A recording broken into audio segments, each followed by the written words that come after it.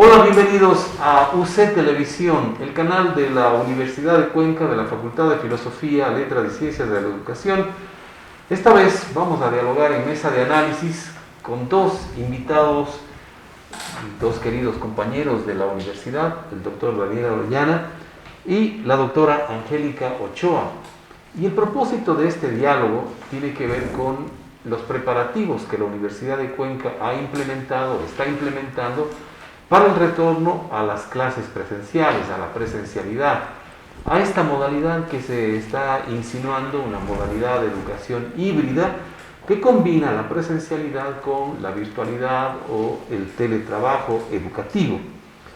Bienvenido Daniel, bienvenida Angélica. Quisiera que nos comentes, Daniel, en primer lugar, ¿qué es lo que se ha hecho en la Universidad de Cuenca para prepararnos en este sentido? Perfecto, muchas gracias. Efectivamente, desde el mes de marzo, de febrero, venimos trabajando en un espacio que le llamamos la Mesa COVID, donde investigadores de diferentes áreas del conocimiento hemos estado compartiendo el aprendizaje, vamos a decir, que hemos tenido todos durante estos últimos 12, ya 18 meses de pandemia, y sobre todo quienes hemos venido trabajando en el seguimiento de la situación a nivel académico y científico, ¿no? Así que desde el mes de abril empezamos a poner esto en la práctica casa adentro, analizando precisamente cuáles pueden ser, por un lado, los escenarios posibles de un retorno a las actividades presenciales y, por otro lado, las mejores estrategias y prácticas para la disminución del riesgo. Una cosa que ha sido clarísima, viendo también experiencias en otros países, es la importancia de la presencialidad en las actividades educativas. Si bien no necesitamos necesariamente volver a un modelo anterior, que es un modelo, la verdad es que tiene ya varias décadas, 200 de años, vamos a decirlo así, ¿no? En clases presenciales basadas en el aula, sí es necesario niveles de presencialidad importantes. Es decir, que lo que se ha planteado como en grandes rasgos es un proceso en etapas, por eso se llama un plan progresivo. En este momento muchas personas piensan que simplemente es hasta marzo del año 2020 teníamos una situación, luego tenemos una emergencia y luego vamos a regresar a esa situación.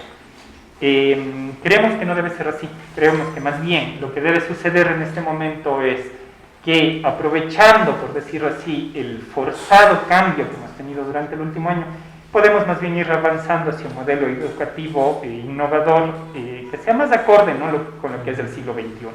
Y esto va a cambiar muchos de los paradigmas de lo que creíamos que era la forma de dar y de recibir clases en la universidad. Dentro de esta lógica, obviamente, está esta ya primera etapa que empezará en septiembre, en donde se probarán algunas cosas de retorno a la presencialidad, como bien has dicho, como un modelo híbrido o mixto que combina, ojalá, lo mejor de la presencialidad con lo mejor de la virtualidad. ¿Para qué? Para aprender entre todos y ojalá en un año podamos tener ya este nuevo modelo educativo que pueda aprovechar lo mejor de las dos modalidades. Dentro de la investigación que han desarrollado el equipo que está bajo tu liderazgo, Daniel, han elaborado un medidor de probabilidad de riesgo de contagio en las aulas, en los espacios. Cuéntanos de esto, ¿cómo funciona este medidor de riesgo de contagio? Perfecto.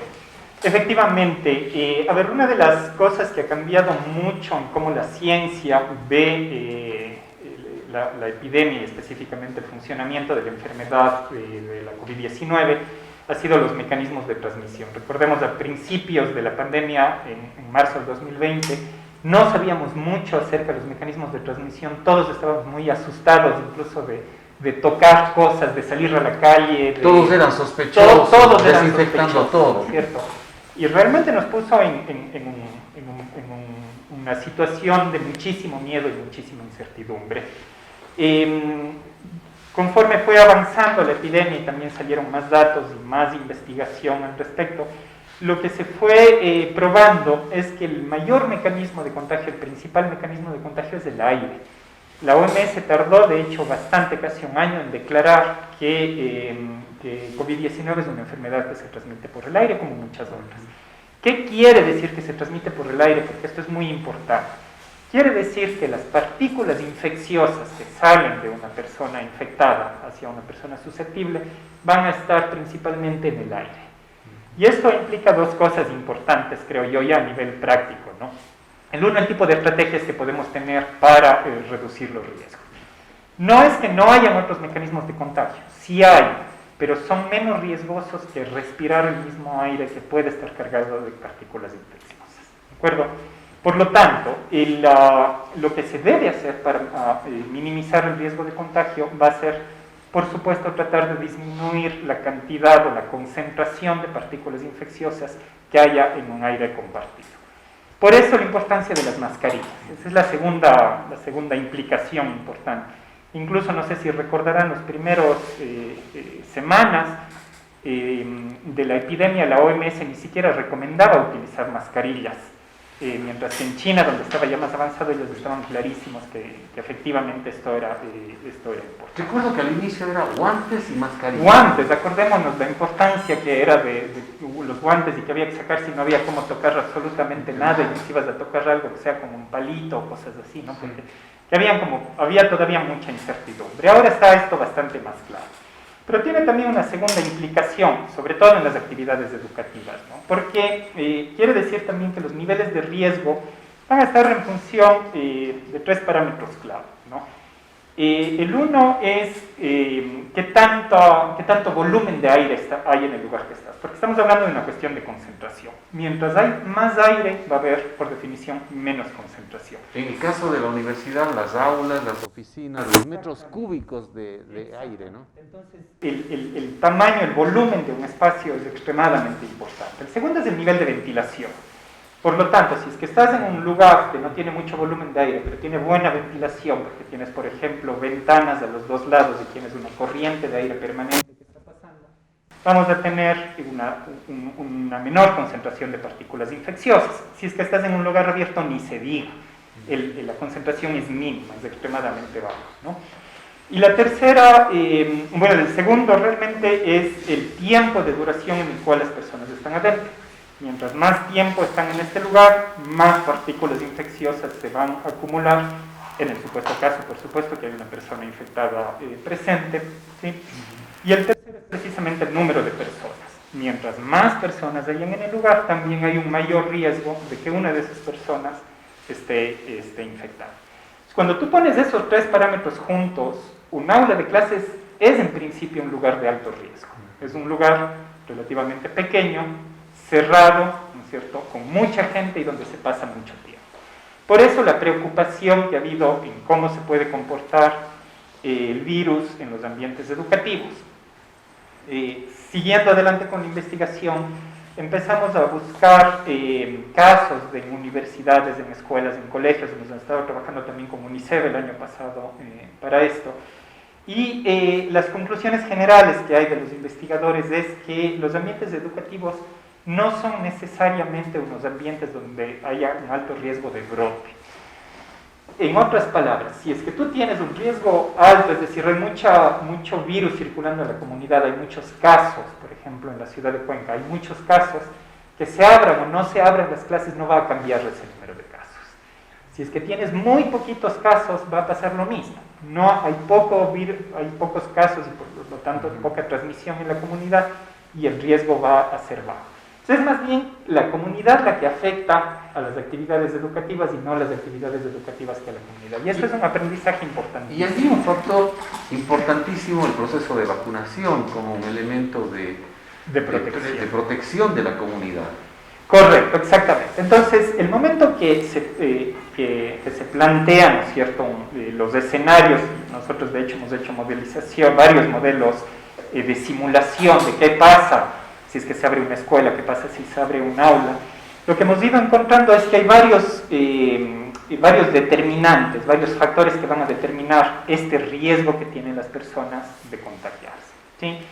Por lo tanto, lo que se puede hacer es poner en un modelo todos estos factores y poder estimar el nivel de riesgo de contagio. Para eso nos hemos basado en la investigación desarrollada en la Universidad de Colorado, en la Universidad de Boulder, Colorado, por un investigador muy bueno que trabaja precisamente en temas de calidad de aire, Y a partir del modelo de él hemos desarrollado una herramienta ya aplicada específicamente al 100% de las aulas de la Universidad de Cuenca. Y esta es la herramienta que hemos presentado esta semana y que está a disposición ya de la comunidad educativa durante los próximos días. ¿Podemos mirarla cómo funciona? ¿Podemos hacer algún ejercicio de...? Por supuesto. Esta herramienta, como mencionado, lo que permite hacer es una estimación. Es una estimación, no es un cálculo exacto, es una estimación de cuál podría ser el nivel de riesgo dentro de un escenario determinado. Nosotros hemos calibrado esta herramienta específicamente para la Universidad de Cuenca, para las aulas, como había mencionado, y funciona de la siguiente manera. Tenemos en la parte izquierda del estimador el listado de todas las aulas de la universidad, organizadas por facultad o unidad académica, por ejemplo, la Facultad de Filosofía. Entonces se selecciona aquí y saldrá el listado de todas las aulas que tiene la facultad. En este caso, tenemos dos números para estar seguros de qué aula se trata: el número que está en la placa, en la puerta del aula, y también, entre paréntesis, el número que están en los planos de la universidad, en los planos de planificación general de la universidad, de manera que se tenga una doble comprobación del aula, ¿no? Entonces se selecciona el aula y lo que nos va a dar acá es un pequeño esquema, ¿no? Como vemos, en este caso el aula G1019 es un aula que tiene 33 metros cuadrados, 21 puestos, eso es lo que está, es lo que encontramos en el momento que hacemos los levantamientos, unas dimensiones determinadas, ¿no es cierto?, que nos dan 121 metros cúbicos, es lo que hablábamos hace un momento. Y también la ubicación de las puertas y las ventanas, si dan hacia el interior o hacia el exterior, porque esto nos ayuda precisamente a estimar el nivel de ventilación que tiene esta aula. En este caso, por ejemplo, 3.8 recambios de aire por hora. ¿Qué es lo que hace alguien que quiere estimar el riesgo en esta clase? Lo que va a poder hacer aquí es configurar, por un lado, si es que va a mantener las ventanas abiertas y cerradas, porque eso va a cambiar, ¿no es cierto?, el nivel de ventilación. Va a determinar también el nivel o el porcentaje de ocupación del aula. Voy a ocupar el 100% de los puestos, o el 50% o el 30% de los puestos. La duración de una sesión o de una clase, por ejemplo 60 minutos, y el porcentaje de gente que está usando mascarillas. En este caso asumamos que todas las personas estarían utilizando. Lo que me va a dar entonces en la parte derecha son una serie de indicadores de riesgo. Cada uno de estos tiene una diferente implicación, pero muy rápidamente el primer nivel de riesgo nos indica un riesgo de brote de la epidemia. Es decir, que a partir de una clase empiecen a haber varios casos primarios y secundarios, es decir, que alguien que asiste, que esté contagiado, ¿no es cierto?, en esa clase contagia a otros y esos a su vez a otros, etc. Ese es el primer nivel de riesgo que tenemos. El segundo es de lo que llamamos el riesgo personal, es decir, cada una de las personas que están asistiendo a esa clase, ¿cuál sería la probabilidad de contagiarse como consecuencia de esa clase? En este momento siempre asumiendo, poniendo como supuesto que haya una persona contagiada dentro de la clase. Y en este caso, como vemos, la probabilidad de contagio es de 0.18%, ¿sí? Es decir, menos del 1%.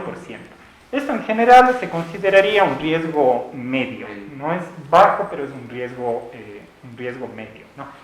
Y el tercer indicador es el riesgo de contagio que tenía una persona no vacunada. Y eso es interesante también para mostrar a la comunidad universitaria la importancia de la vacunación. Por ejemplo, alguien vacunado tendría un riesgo de 0.18, mientras que alguien no vacunado tendría un riesgo de 0.93, es decir, casi 7 veces más de riesgo.